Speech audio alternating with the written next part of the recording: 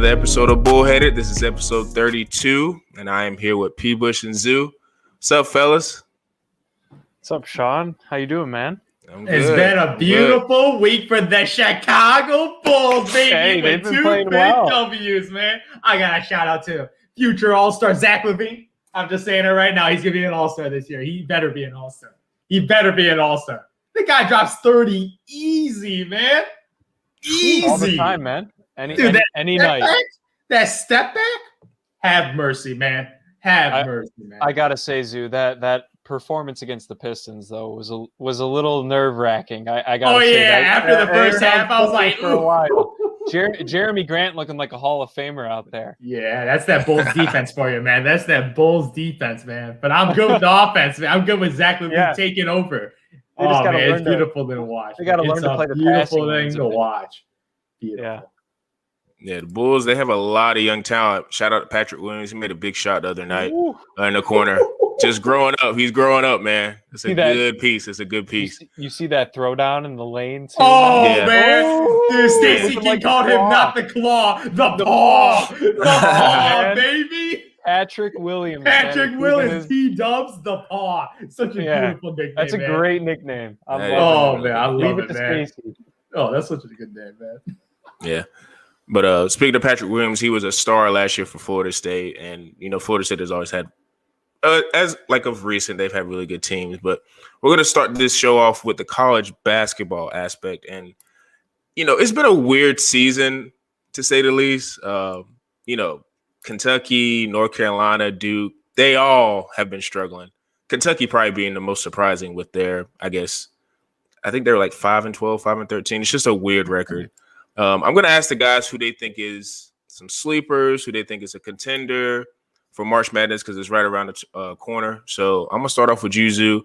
I think you only got one team in mind, and I want to hear who that is. Who you got? Man, Pat, you know my track record on picking champions. I would say probably 40% skill, 60% luck, but it's pretty good, man. I think you've been 3 out of 5 in the past 5 years. Yeah, man. Not gonna lie. Yeah, seriously, picking the champion, man. But these are the criteria, man. I'm unleashing the Zoo criteria, man. This is the secret, man. This is the secret. I've been doing the winning fantasy bracket tournaments, man. So take some notes, man. I'm listening. 3 key factors. Number 1, you need an NBA point guard. If you do not have an NBA point guard, I'm not even going to look at the team, because you need a guy to stabilize the offense, especially in the tournament basis. You need a guy that be able to have leadership abilities with galvanizing the troops, leading the troops, and be able to handle pressure. So I'm looking at NBA point guard. So that knocks out probably 50%, over probably 80% of the teams right there, because not every guy has NBA point guards. Number 2, this is a really obvious one. These college basketball championship teams are super talented. They always have multiple NBA players, right? Multiple NBA players. So I'm looking at the mock drafts right now. And there's only a couple teams with multiple NBA players in the lottery, right? So I'm looking at in the lottery, top 30 first-round picks. And multiple first-round picks right there, man. And this is a little secret right here, man. This is another one. The AP college basketball rankings, man. I'm telling you the secret. Week 4, there's something special about week 4. If you look at the history of college basketball since 2003, the champion has always been top 12 in the AP poll. Interesting. Yeah. So since 2003 till now, every champion, if you look at even that Butler team, that UConn team, they were top 12 in week 4. Something special about the schedule starting out with all the difficult opponents, because even in the beginning, man, they're pretty accurate at ranking teams based on talent. And based on 4 weeks of performance, they could accurately see which are the top teams. So based on these criteria, there's only one team for me. It is Gonzaga, baby. It is Gonzaga. No doubt about it. So obvious, man. So obvious. So obviously it hits the criteria with Jalen Suggs, who's compared to Jason Kidd. Oh, man. I get the Bulls can use a true point guard. So Jalen Suggs right now as the lead point, man. And based on some mock drafts, man, they got multiple NBA players, right? Multiple NBA players. Corey Kispert is a nice little wing player senior Yeah. out of Gonzaga right now as a complimentary player, man. They even got Drew Timmy, man, the big center, man. So they got multiple NBA prospects, right? And obviously they were number 1 in the AP polls in week 4. So based on this criteria, man, I'm just like, man, it's so obvious. It's so obvious. I'm going with Gonzaga, the best team. I haven't been this confident about a college basketball team since that Villanova team that was wiping the floor with Jalen Brunson. Hey, that team was historically team. great. No, that team, I showed them that team never lost when they were healthy. Never lost. They never lost. Never lost when they were healthy. And that's a damn good coach right there. Jay Wright knows how to bring those. He knows how to bring guys who aren't one and done talents, but they're like, 3 years, 4 years, make the NBA. He brings them all together. We got Ryan Arcidiacono on that team playing with Jalen Brunson. Arcidiacono, Josh Hart, Jalen Brunson. You see what the common things are? NBA players and NBA point guards. NBA point guards and guys who aren't just you're taking a chance on them. You know that they will at least provide some value. They could be a solid backup. Solid backup, solid 6-man, great backup point guard. That's what you want. You want that guard wing play. Zoo. You're picking an undefeated team. I can't say it's that. It's like you picking the Chiefs, man. It's really not that far out there. Hopefully it won't end as bad as the Chiefs, because that was a natural disaster. Hey, touche. But look, they're a damn good team, man. They rarely lose, or they rarely win, I should say, by less than 10. I think it's only happened against West Virginia this year, and they pulled off a 5-point victory. They've held number 1 from the preseason onwards. That is hard to live up to those expectations, man. That is hard to do no matter how good you are to maintain that spot, especially when there's another undefeated team in Baylor who is holding the number 2 spot for the same amount of time, man. This team, they got balanced scoring. They got Jared Butler shooting 45% from 3 as a guard, wingman. Not too bad. They've owned the Big 12 all year. They got Texas Tech, Kansas, Texas, West Virginia, all in their back pocket, man. They have all those wins in their back. Who's Gonzaga playing on a night-to-night basis? St. Mary's and they beat Kansas. Oh, come on. They have 2 games left, man. They beat Iowa when they were ranked, man. They did beat Iowa, and that's huge. That was a big win. But look, the passing, the thing about Baylor, man, and granted, Gonzaga is a relatively good defensive team as well, but their point differential game by game for Baylor is 24 points. That's their average margin of victory, is 24 points a game. This team plays the passing lanes, they rebound the hell out of the ball, and they get out and run. They're one of the highest scoring teams in the nation. They can get hot very quickly. They have a quick defensive strategy. And I think that, Zoo, assists is a big thing. 3-point percentage is a big thing, and rebounding, I think, are the 3 key metrics, along with everyone always says guard play. I think everybody already knows that guard play is a big thing in March Madness. But those other 3 aspects are where the difference comes out. And, West Virginia in years past has had great rebounding teams, but they don't have that quick defensive ability. That's something that Baylor has, so they're going to be an interesting team to watch. But a couple other teams I got in there, couple Big Ten teams, man. I don't think they're going to win it all. But if I'm looking at the Final Four, the Big Ten is dominating college basketball right now. You got Wisconsin, you got Iowa, Illinois, Ohio State. Where the hell is IU, man? It's trash. Indiana, hey, they may sneak in. They have some solid wins. They beat Iowa twice. That's pretty impressive. Not a lot of teams can say they did that. And they held Iowa to under 80 points. That's the only team in college basketball all this year to hold Iowa under 80 points. Twice in 1 year. But look, man, Iowa, not Iowa, Illinois. I know, Zoo, this is our home state, man. We got a lot to say about this team. You want to talk about some guard play? And one of the hottest names in college basketball, man, his name is Ayo. That is the best name in college basketball. He's averaging 21 and 6 a game, shooting over 40% from 3-point land. And he's 6'5", Zoo. He is 6'5", averaging 21, 7, and 6 as a 6'5" point guard. You want to talk about a solid guard play? He could be a steal in the draft. He's projected a first-round pick. Projected first-round pick. That could be a solid mid to late-round pick, in my opinion. Let's hope the Bulls end up getting mid-round pick, making the playoffs this year. Could be a solid steal to back up Kobe White for a year and maybe take over that job. But man, this Illinois team is huge, and their last game of the season is playing against number 4 at the current moment, number 4 Ohio State.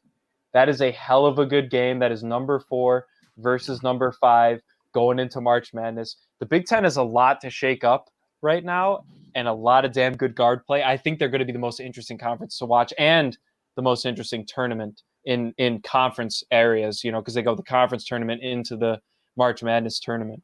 I think the Big Ten tournament's going to be a hell of a fun time to watch. So, you're talking about Baylor, right? Yeah.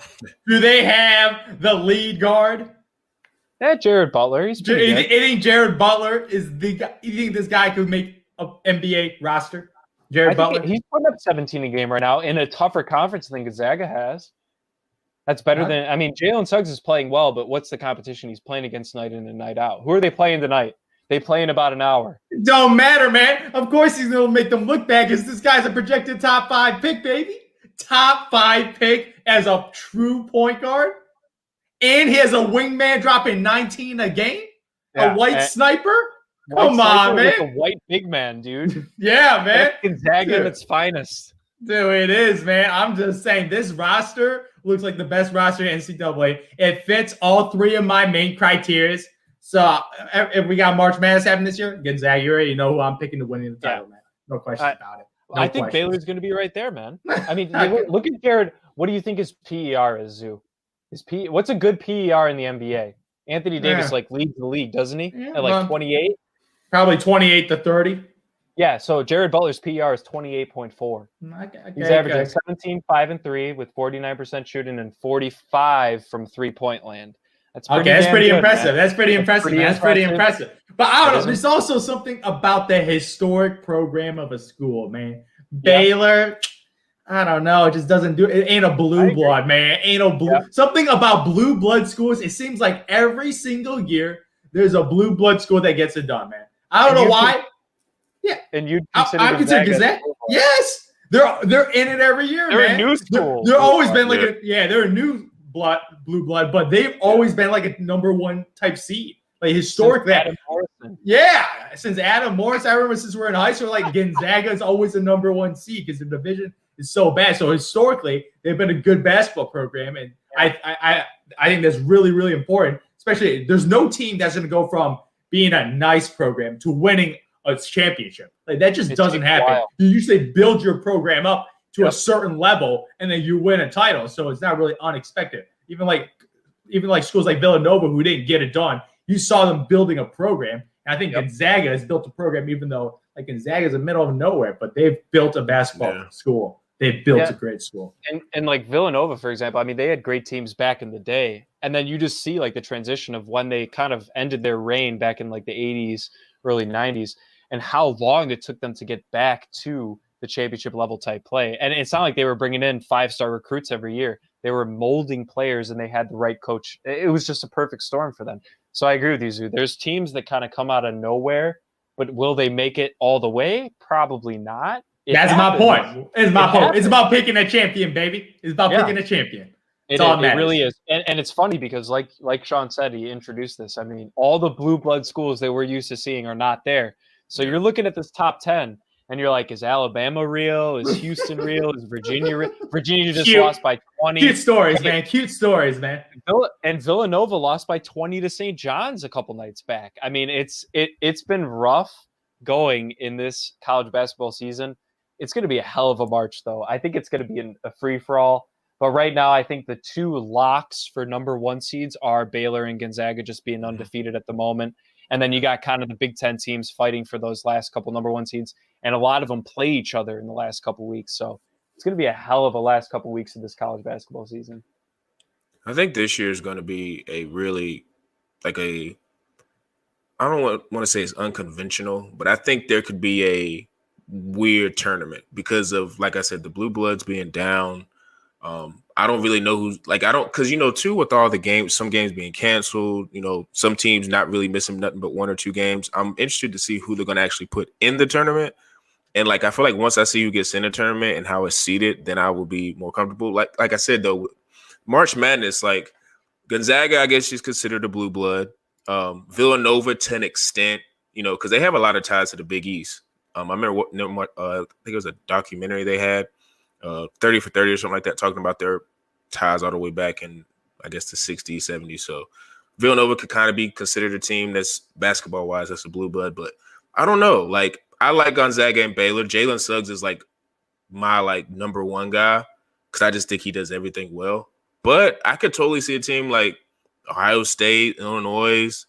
Like, my sleeper, which is people will say homer pick, but I like Florida State because they got an NBA guy, and it fits Zoo's criteria in terms of which I don't know if he's going to play this in the league, but Scotty Barnes, like for Florida State, he brings the ball up and he initiates offense. He's like a 6'9". He's like got the build of a power forward, but he initiates offense and he gets them in a lot of good sets. And they go 10 deep, which I like a lot. And they can shoot.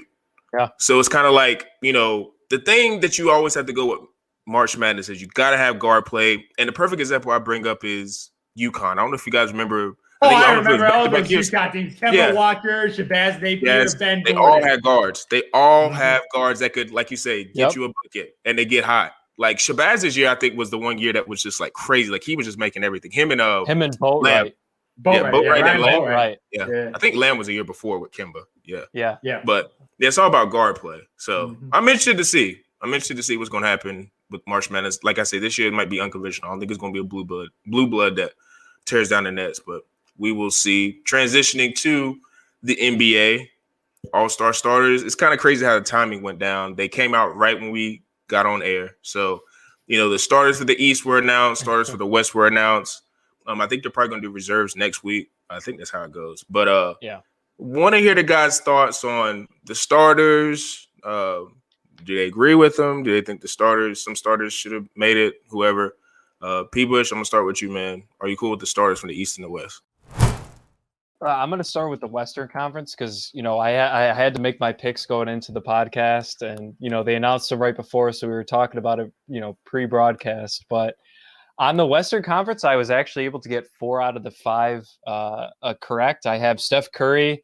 The man's been unconscious, man. He's just been carrying the Warriors all year. I think everyone knows it's a guarantee. Hell, even if the Warriors weren't playing relatively well, I'm sure Curry would have still been up there in the All-Star voting. I did have Damian Lillard over Luka Doncic, man. I had Lillard over Doncic. I'm not mad at that. And that was the only one that I was a little iffy about. I know Doncic, he's getting all that Europe support, man, when it comes to the voting. Which is always big. It kept Dirk Nowitzki in the All-Star game for years. But look, Lillard, he's been I shouldn't say one-man show because he's got a lot of help up there and a lot of great teammates, but the man's been unconscious. They're averaging right about the same, talking about him and Doncic. I think they're relatively interchangeable, but whichever one wasn't going to be a starter is still going to be an all-star. So I can't be mad at that. And then I got Kawhi and LeBron. I think they're both kind of staples at this point. Kawhi's bounced around the different conferences, being in both the East and West. But you got to get him in there as long as the Clippers are playing well. And my favorite all-star starter pick of the year, Nikola Jokic. I'm very happy that he got the nod. I think this man's putting up MVP-type numbers. The team is just not putting MVP-type record up on the board. The man's averaging 27, 11, and 9 on almost a 50, 40, 90 season as a 7-footer. It's absolutely ridiculous. He needs to up his free throw percentage about 2.5%, and he's at that 50, 40, 90, something that we attribute to Steve Nash, not in Nikola Jokic. It's ridiculous, man. So I'm happy with the West. I do think, Lillard and Doncic interchangeable, but can't complain, man. What do you think about the West, Sue? Yeah, pretty much. I actually have the same pick as you, man. I have Doncic on the bench because of the Dallas Mavericks record as a roster, man. It is embarrassing. The Chicago Bulls got a better record. Bulls. And we had Lauri Markkanen out, Wendell Carter out. We've had so many injuries, and we have a better record than a team with Luka Doncic and Kristaps Porzingis. Come on now. Just come on now. Porzingis is overrated, man. Okay, stop that. Stop the disrespect to the unicorn, man. Just stop with the disrespect. The dude was 20 and 10 in the bubble, man, against the Clippers, man. Dude was unstoppable in the playoffs. But Kristaps Porzingis, the only thing bad about him is that he's just so freaking tall that it's so likely that he gets injured because human beings are not meant to be 7'3". We're not meant to be that tall. We're too close to the sky, man. Gravity don't like that. So I agree with you. Damian Lillard's season, man. The Portland Trailblazers are 4th in the West, man. They're a top with CJ McCollum out because of injuries, man. So this in Nurkic, that dude's always injured, man. I'm sorry, man. Nurkic is always injured too. So Dame Dollar carrying with Gary Trent is like his second best player right now. Gary Trent Jr., man, is his second guy they trust right now. And I'm sorry, man. I got to bring up this, man. Even as a Bulls fan, it hurts, man. That performance where he hit back-to-back threes with less than 10 seconds left, which killed all Bulls fans globally, man. Did the little Dame celebration, man. I watched that baby live. I was so in shock that it happened. Like, when he hit the initial three, I'm like, I can't get the ball inbounds. We getting some free throws. Drive home safely. Beep, beep. Nope. Nope. Not on his side. Zach LaVine gets trapped. They get the jump ball. And, of course, they give it to Dame Doll, man. Lauri Markkanen with some terrific defense. He shoots it over a 7-footer. Splash, man. What are you going to do? Man, can't do nothing. Can't do nothing. This dude, man, he's putting up MVP numbers, man. He is legitimately I would say he's a top 5 candidate right now, averaging 30 and 8. 30 points, 8 assists, man. Like come on. 30 and 8, man, without his backcourt mate just carrying with the top team. 4 West record. Yeah, top 4 West record. Obviously, the tougher conference, man, relative to the East. So, man, it is mad impressive what they're doing, man. So I got to give Dame Dollar into the starting lineup, and obviously LeBron, Kawhi, Steph Curry, Joker. I think those are just locks, man. Locks, you can't even debate the other spots. You can't debate the other spots. You can't. Man. Now the Eastern Conference is a little more interesting because I've got so in this one I actually also had 4 out of 5. I thought that 2 of these guys could be interchangeable once again on the same team actually. Brooklyn Nets, man. Brooklyn Nets, everybody knows, is going to end up coming down, probably going to get 2 out of the 3, and that's kind of what it turned out to be. I had Bradley Beal. The man's absolutely unconscious. I mean, they have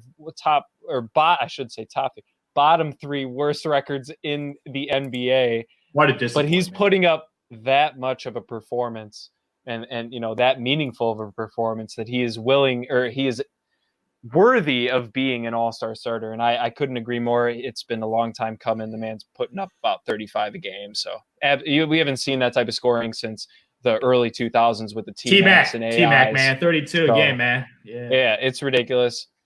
Now this one, I did have James Harden. I thought that his ability to step back from the offensive game and say, all right, I'll take a couple less points per game, averaging a measly 24 a game, which is still damn good in the NBA, but putting up 11 assists, man. This guy is a true point guard for them now. He's playing point now. Kyrie said he's playing the 2. Yeah.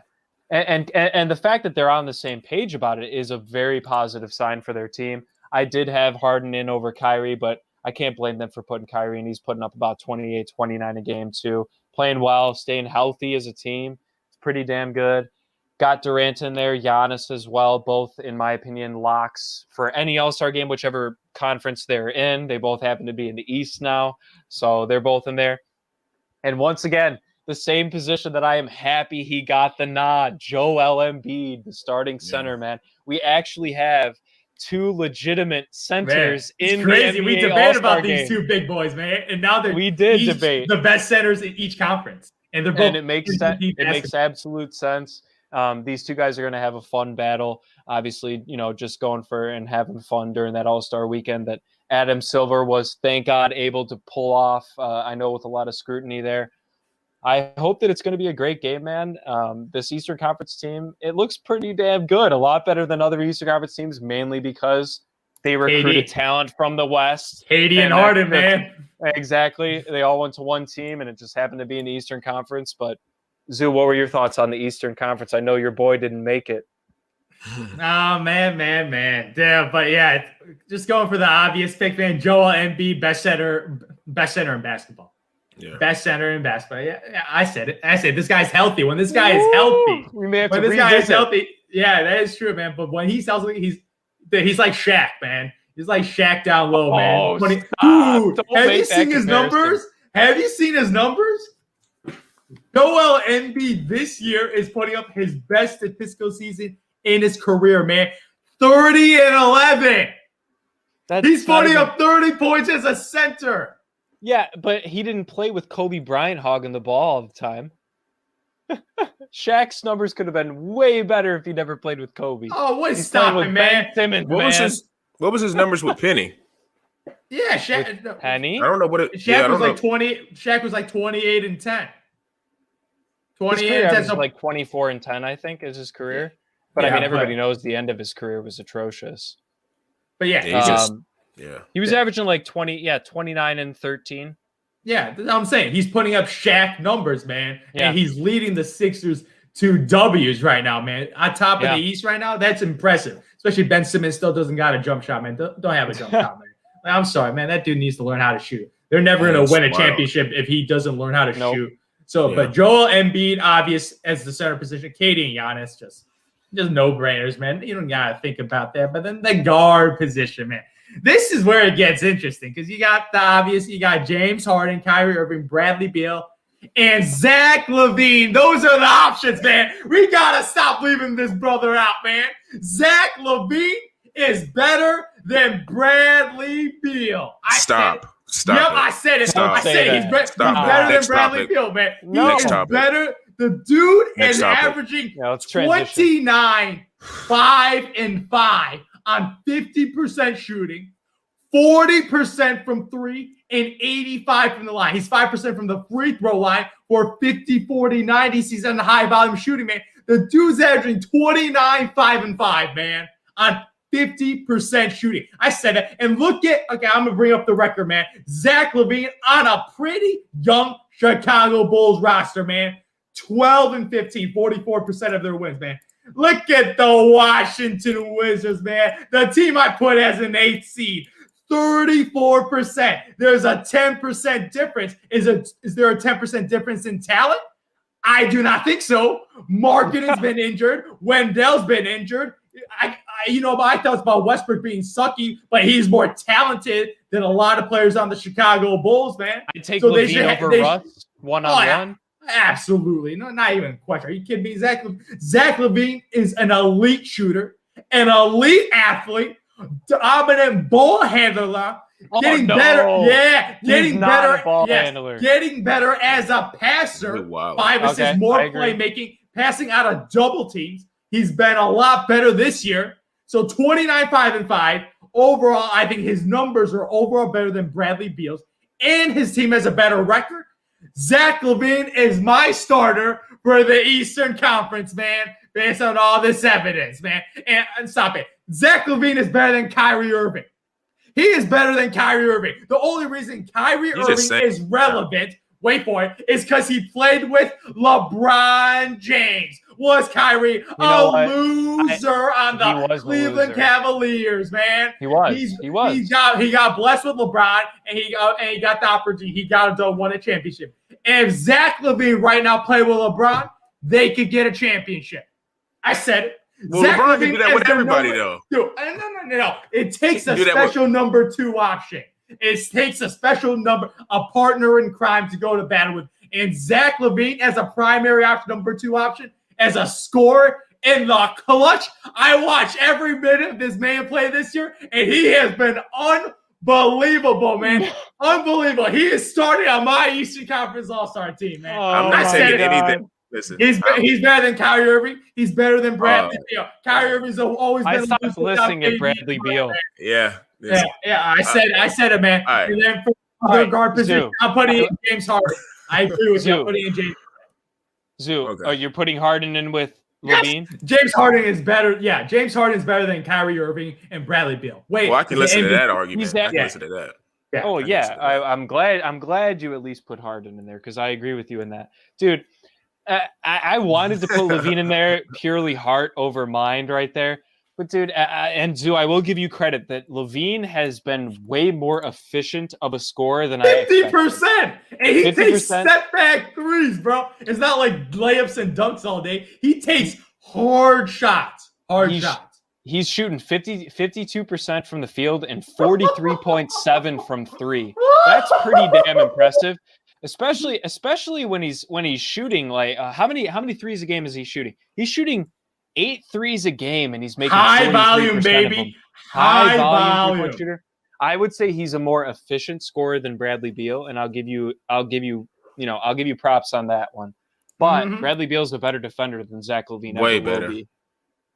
Way better. It's not Way even better? But you only Zach look at LaVine got better this year, man. And Zach He's LaVine's a gotten better bigger guy. this year, man. No, Zach LaVine is the bigger athlete. 6'5", 6'6", Exactly. longer wingspan. That's why he should be. That's why he should be the better defender. He should be the better perimeter defender. He's a bigger guy. I agree with He Sean. could be locking guys up. Yeah, Listen, but he doesn't. I think Zach LaVine has shown he is a legitimate scorer. He's a legitimate shooter. We get it. Like I understand. He's a legit all-star. I think where Zoo may have a headache is don't be surprised if he doesn't get in over Randall because Randall's been killing and he's got a better record. And he's got a better record. He's got a better record. Julius Sean, Randle. don't say that. Dude, go look at Julius Randle. Go look at his stats. He's been balling. And New York is in the playoffs. So are the Bulls. Like top 8, I think, though. They're not. What are the Bulls? Yeah, Knicks are actually. Dude, it's half a game, man. Half a game. It's not gonna make it. That's what happens when it's that tight. That's what happens when it's that tight. But Sean, the issue that may come up though is he's front court, and that's going to be KD and Giannis all day. I'm talking about his Embiid. reserve. I'm not talking about starting. I'm talking about like getting in. Fair. That's what I'm talking about. But still, like they both could get in. They'll both get in. They'll both get in if anything. Because Julius has got 23, 10, and 5. Dude, that's crazy. LaVine's like the second most voted for. 29, 5 and 5. Those are ridiculous numbers, man. I'm not saying LaVine. Man. I'm not saying LaVine ain't good, bro. But I don't know. Look right now, LaVine Julius is having a damn good Irving. year. Who's having a better season, Kyrie or LaVine? LaVine. Yeah, LaVine's had a better season than Kyrie Irving. Well, Kyrie was gone for 2 weeks. Yeah, that's my point. So he ain't a conversation, man. And I know we're going over time, but I don't like your point saying that I would take Dame and Kyrie before I would take LaVine taking the last shot or being clutch. And that's not even close. No, I'm saying that he could be the guy to close games. No, he's saying like he could be an option to be the guy. He is one of those elite options, man. Create his own shot. He's been killing. He's been killing. Yeah. He definitely, I will say, in terms of his arc in terms of a player, because he went from like the dunk guy, and then like even in Minnesota, he had some games where he had like, it's like, he can play a little bit. But now when he's gotten to Chicago, he's turned it up. So I will say, like LaVine, I don't think he's a starter. You know what this reminds me of? It reminds me of Michael Jordan having Doug Collins as a coach, man. Billy Donovan's just letting LaVine get the green light whenever he wants, man. He's just letting him play, Billy. And they're not going to make it far, but they're just going to be entertaining as a team. They're going to be relatively fun to watch night in and night out. Hell, man, I've had a lot of excitement watching Bulls games this year. It's been a great season. A lot of lows, but a lot of highs. A lot of highs, and that's better than I can say for the past 2 to 3 years when it comes to the Chicago Bulls. I think he's going to get – he obviously did not get the starter nod. I'm sorry to break it to you, Zoo, if you didn't read the article yourself. Yeah. But I think he will be a reserve if he isn't. That's absolutely better than Bradley Beal, man. My God, he's better. He's having a better season than Bradley Beal. You were the one that wanted Bradley Beal on the Bulls. Yes! With LaVine, man. So then we got 2 stars, man. 2 stars. I'd say they're pretty interchangeable. If you're really going to break it down, I'd say like they balance out relatively well. I'd say LaVine's a more efficient scorer because he can get to the rim. Way more efficient. Dude, Bradley Beal's a 33% shooter from downtown. But he's putting up more points per game. They're averaging about the same assists and rebounds. Because he's chucking up more shots. That's the only difference. LaVine's got efficiency, exactly, which is why he's more efficient. He shoots 4 more shots, man. Defender. If LaVine shot 4 more times, he would have. LaVine also doesn't have to share the ball with Russell Westbrook. Hey, somebody had to say it. Okay, that's true. That's a big LaVine wouldn't be doing that if he had a Russell, because Russell would be bringing the ball. No, but I got to bring this up. Russell's been injured all year, man. In COVID protocols, he's been out like half the game so far. So you can't even say that as a reason. That's holding true. Bradley Beal back because the dude's been out. As we've said, Zoo, who's their third option? Nobody. Yeah, it's Davis Bertans. It's absolutely atrocious. Sean's a big Bertans lover, man. He loves Davis Bertans, man. Thinks he's best contract in the NBA. He's a poor man's KP. Oh! All right, next time. All right. I just did that to see what Zoo's reaction was. Just got to rile him up. Yeah, I just wanted to see what his reaction would be. But he's not a poor man's KP. But Speaking of red hot teams, which is not the Washington Wizards, but the Utah Jazz, I don't even know how many. I think they won like 19, 20 in a row, something like that. They've been on a tear. I think personally is because of Bogdanovich coming. I think is his name, Bogdanovich, the forward. Mm-hmm. Not sure. He came back, and I feel like it's balanced out the roster. They just have everything. They have guys that can get to the bucket. They have whether it's Mitchell, they have guys, like Gobert who can defend the paint, Conley run the offense. They're a complete team. I want to ask the guys, do they believe the Utah Jazz is a legitimate threat to, I guess, I won't say go to the finals, but make some noise in the playoffs? Or do you guys just think this is regular season or just turn it up? Zoo, I'm interested to hear your answer on this. Do you know what they are? They're the Atlanta Hawks that won 60 games. I knew you were going to say it. Oh, man. I knew it. This is fool's gold. This is it. the power of teamwork in the regular season, man. Everybody getting touches. Everybody shooting threes. No pressure. Oh, man. Playing team basketball with team defense, man. This is fool's gold, man. Because my philosophy of these types of offensive, man. The only team that was able to get it done was that one San Antonio Spurs team. That was our team, man. Mavericks. Stop it. That was Dirk. The Pistons did it too. Oh, what? Pistons. Oh, no, that was the 04. greatest. No, that 04 Pistons team was the greatest defense in NBA modern history. That's why they won a champion. They held teams to 80 points a game. They had like they had three scorers at about 18 a game. Yeah, they had some three borderline, barely all-star caliber players. Yeah. If you look at this roster, like Donovan Mitchell, I love Donovan Mitchell. This guy's a superstar, man. All-star reserve. Perennial all-star. This guy's a perennial all-star. I look at the rest of the roster, man. Bunch of nice, cute players, man. Like Gobert, okay, you got your rim protector. Clarkson, you got your sixth man. Conley, you get your floor general. Bogey, you get your nice 3-and-D type guy. Joe Ingles is a nice little wing guy, a little passer, crafty little three-point shooter. It's a cute team, man. Like, I don't see any superstars outside of Donovan Mitchell, man. So who is Donovan's sidekick when in the playoffs he gets double teamed? Mike Conley? You trust Mike Conley to be the Mike Conley of Memphis Grizzlies who is getting buckets? I don't think so, man. I think he's slightly out of his prime. Jordan Clarkson? You think Jordan Clarkson is going to maintain this scoring average of 18 points a game in the playoffs? I don't think so. You think he can put up 18 points a game because they'll need him. They'll need every 18 points because they need a guy to create his own shot. But I'm just saying. What do you have to say otherwise? Just the fact that it could happen, or the fact that he's just happened to be averaging 18 a game in 26 minutes a game over the past 30 games. Yeah, it's impressive, man. It's a cute story, 6 man of the year. Yeah, it happens every year, man. These teams that come out of nowhere, if they get the number one seed, they can make it to the conference final. They give you that because they don't have to play the Lakers or Clippers. I agree. If you avoid the Lakers or Clippers, you might get a second round match against like maybe the Blazers, the Suns. Okay, then you could win a 7-game series. But if they play the Lakers or Clippers, I think the Lakers or Clippers are going to take care of business. So they can't make the conference finals if they avoid them. But you know what LeBron going to do, man? LeBron and AD, Lakers in 5. That's what's going to happen, man. Lakers in 5 will be a cute story. If they're healthy. To the finals. Yeah, AD, that Achilles. You better watch out. Yeah, that is true. I give you that. That's the second one. Since the bubble, that's the second time he's hurt his Achilles. Yeah, I give you that. Like, if AD's out, then the Lakers, I don't think, have a shot LeBron can't at carry. all. No. Yeah, the roster is like, they're all role players. They're all role players, man. So. No, LeBron just can't carry. That's just stop!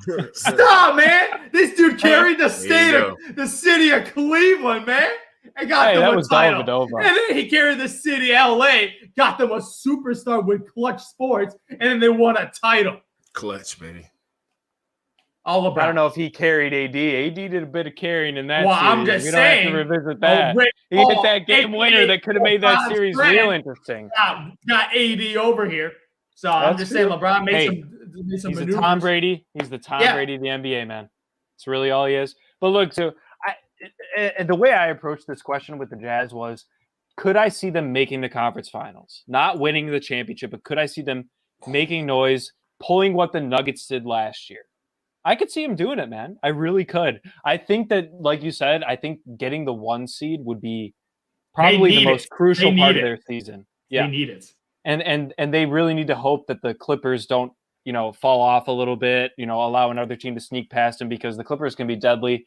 Who knows if we're going to get playoff P again, 2.0, not sure. It could happen. Who knows? But look, man, the biggest thing the difference between this team and they attempt the least amount of 2-pointers a game in the league and the most 3-pointers in the league.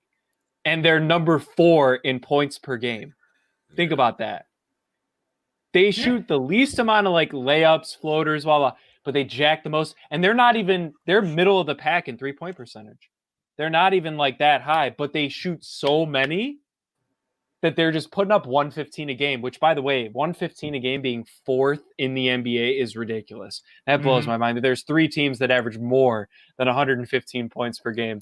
It's absolutely ridiculous. But look, I think it comes down to their defense, and I think it comes down to their efficiency, man. They're a very efficient team. They have balanced scoring. And like you said, dude, like you're like, oh, who do they go to when they have Donovan Mitchell? Well, pick your poison. They have about 4 or 5 options.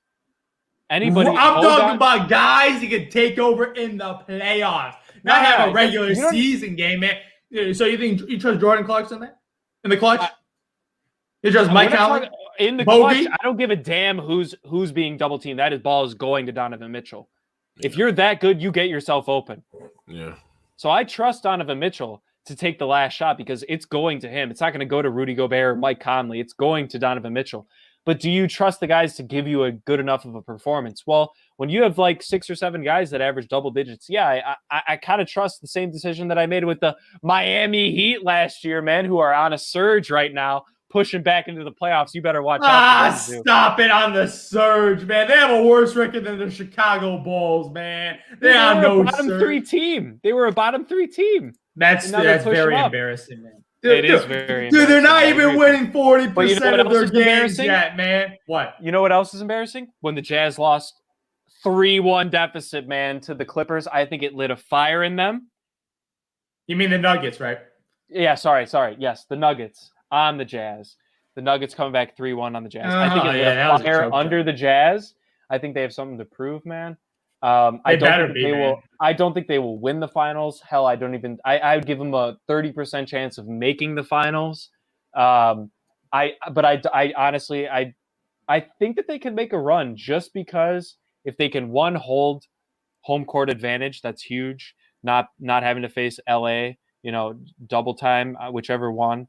Because I do think they would lose either series. I really do. But I think they could beat any other team in the West. In a 7-game series, I really think they can. Yeah, I give you that. Like, if you look at the rest of the West, man, like Portland, Phoenix, San Antonio, Golden State, Denver, man, they're all in similar tiers. Maybe Denver's slightly. Don't forget Memphis. Stop it. Stop it. Man, Memphis makes the playoffs, man. Holy crap, man. That team is bad. I'm sorry. Over New Orleans. Dude. New Orleans, man. 12-16, man. Pretty embarrassing.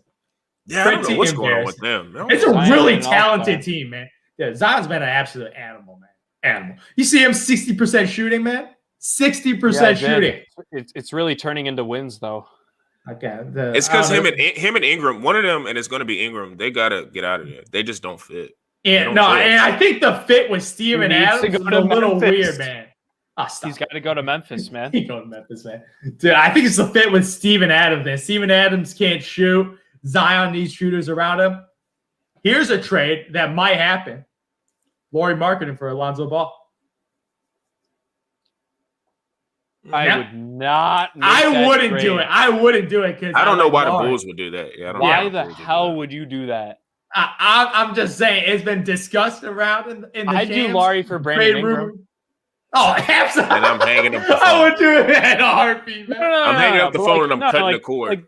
Draft picks included, but like if I'm talking like the 2 main players in the package, I would do that. Give me Lauri and Patrick Williams, and we can have a discussion. Ooh, I wouldn't do that. And I want to pick. I can't do it. When the Paul becomes the new Kawhi, then I'm hanging up. He's untradeable right now. Too much young talent, man. Too much young talent. Youngest player in the league, baby. Yeah. Crazy. That would be the first conversation I would have. I think a team in the West, like besides Utah, because they've been winning, I think the Suns have a really good chance playoff time. Just because I feel like Book, if he gets in the playoffs, I know he's not going to be scared. So that's a guy that can take a shot. Chris Paul, we know what he does in the playoffs as long as he's healthy. And I feel like they got a lot of like, I don't know, guys that we don't really know about, but like I think it's like Bridges, and then they got Cam Johnson. They got a lot of good, decent shooters. They got the big guy with 8. Like, yeah, they got a formula where I could see if they get in a series. I know, even though I haven't seen Book do it before, I know if he gets there, he's going to be able to do it. So you got 2 bona fide guys that can like get buckets and get in the right sets. I think you know what the final part of that formula is, Sean? Kendall Jenner being up in the box, man. As long as she's at the games, Booker's gonna pop off every night, man. I do not. He's stealing games and girls from Ben Simmons, man. That's Devin Booker's lifestyle. That three in Ben Simmons' face, man. No, that is crazy because she was wearing Ben stuff courtside, and the next thing you know, you're with like. I mean, it's not a foe because they don't. Man, Kendall Jenner, man, she has a thing for light-skinned basketball players, man. Yeah, only light-skinned. Like she had Devin Booker. Let's go, Devin Booker. You got Ben Simmons. You got Blake Griffin. You got Jordan Clarkson. Yeah, that is weird. That is a weird stat you just thought. You can tell she's got a type. Yeah, that's for sure. Yeah, it's crazy. That's a freaking all-star team right there, man. Yeah, it is. I kind of forgot about the Clarkson. Totally forgot about Clarkson. I don't know if that was before. Maybe that's I don't why know he's putting up 18 a game right now. He got his confidence up. You got to be a certain level of caliber player to date Kendall Jenner. Well, when was that? When Clarkson was with the Lakers? Cavs, I guess? Lakers? Okay, well, that makes sense. Yeah, not the Cavs. She wasn't going to Cleveland. That's supposed to be honest. Yeah. Jordan Clarkson's weird, too, because he's doing all this in Utah, but I call it the LeBron effect. Like, when I saw him in that finals game, he was awful. Game 1, he was awful. He wasn't ready. So it's like, and the same thing with George Hill, wasn't ready. I just feel like that, yeah. I don't know. I feel like guys leave LeBron to start man. Yeah, George Hill played on the Spurs, man. Yeah. He got traded for Kawhi. That was crazy. But I tell you this, man. I think it's going to be real interesting with the playoffs, East and West, because this might be the first year, at least in terms of me watching 1 through 8, any outcome won't surprise me outside of like a 1-8 getting beat. Like, there's a lot of deep teams. Like, in the East, there's like 3 or 4 that could legit win. In the West, especially with the Utah Jazz, there's now you could say 3 to maybe 4 teams that can win. So it's going to make for an interesting playoffs as long as everybody's healthy and stuff. I think it's going to make for a really good playoffs because it's right around the corner. Because I feel like once March Madness is over, it's going to be right there playoff time. So, that's it for tonight. You know, we had to get our college basketball topics in. We told ourselves we were going to do close to 30-35 minutes, but I think that second topic got people a little bit riled up, which I understand. And it's going to happen next week because the reserves are going to come out. Let's just hope. Everybody better make it. You better make it, or I'm going to riot, man. I'm rooting for Julius.